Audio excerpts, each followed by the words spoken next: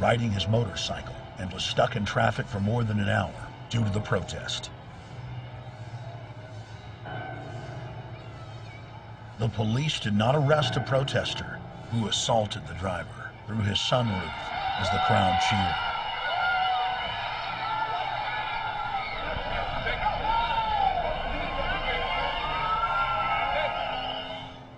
Nor did they stop the protesters as they bashed out his window and kneed, punched, and kicked his car in plain view of the police. A plainclothes police officer then gave uniformed police the order to arrest the citizen, who had since complied with the officer's directive to suppress his First Amendment rights. The commanding officer claps and cheers along with the predominantly foreign mob as the citizen is arrested.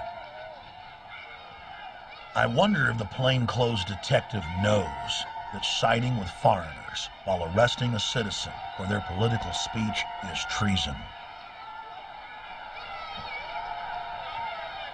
The man is clearly not resisting, but the Seattle police are determined to teach him that free speech is only reserved for servants and dupes of the New World Order. They said by the time they took him away, there was a huge pool of blood on the ground. The police slammed his face with full force into the concrete. The officer then grunted with exertion and drove his face forward over the street with sadistic pleasure. The plainclothes officer then allows the protesters to pose with their bleeding trophy, while the man that originally assaulted the American citizen through the sunroof cheers and says,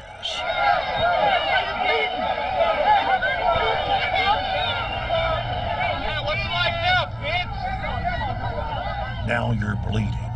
Now you're bleeding, punk. What's it like, bitch?" We later learned that the Seattle police had filled paddy wagons that day with American citizens who had tried to peacefully picket the event.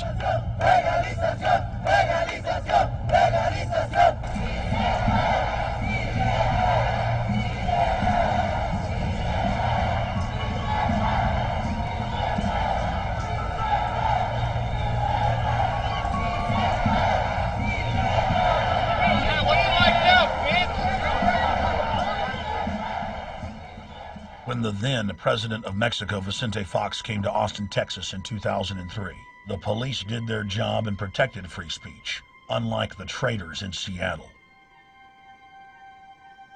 The leader of the narco-terrorist state was traveling throughout the U.S. and being welcomed at every stop by governors and mayors. Fox was in Austin ostensibly to give an award to the Austin Police Department for breaking federal law and not arresting illegal aliens.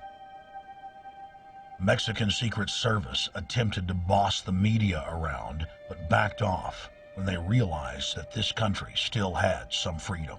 When you do that, it blows all our cameras over. We're never going to have to take this out. So what is this? What is this? It's going to go to... It'd be good if you can angle it that way. Fox was scheduled to spew his propaganda and meddle in our affairs during a 30-minute press conference outside of the governor's mansion. Governor Perry and Fox were forced to cut their conference short after only 2 minutes because of protesters bullhorning at the news.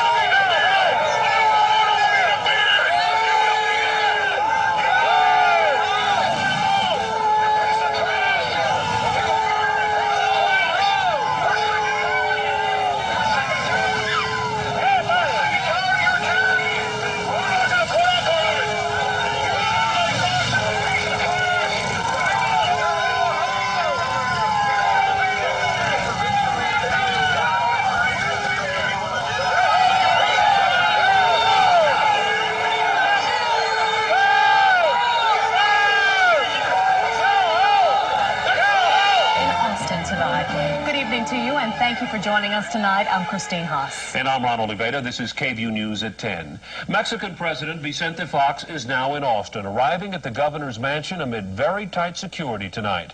KVUE's Chris Gutierrez is live at the mansion with tonight's top story. Chris? Ron, Mr. Fox and Governor Perry addressed the media for about 10 minutes tonight. Now, they plan on talking about issues that affect both Texas and Mexico. Things like education, water resources, expanding trade, and of course, immigration issues. We are here because we want to strengthen our relationship, both in political terms, in economic terms.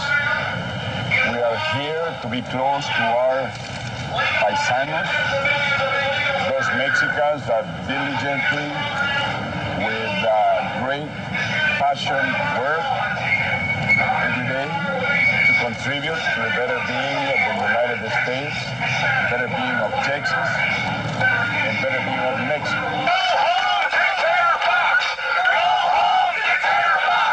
Tonight is about renewing old friendships. It's about spending time with our friends. It's about our being together and enjoying a friendship. We are very enthusiastic about this visit, which we know is going to be very productive because we have many issues on the agenda that we are going to have conversations upon. I am sure it's going to be a great day tomorrow. Now, that voice you heard yelling in the background during President Fox's speech was that of activist Alex Jones. Jones says he wants Perry to keep Mexican immigrants out of Texas because he thinks they're taking too many American jobs. We have record immigration, illegal immigration in the history of the world. In the history of the world, we cannot assimilate this many people. And the government is teaching them to be balkanized, whether you're from Russia or China or Mexico, to control us. It's divide and conquer, and it finally destroyed the Roman Empire, and we're following that same path now. Even after leaving office in 2006, Vicente Fox has toured the United States, calling for amnesty and North American integration.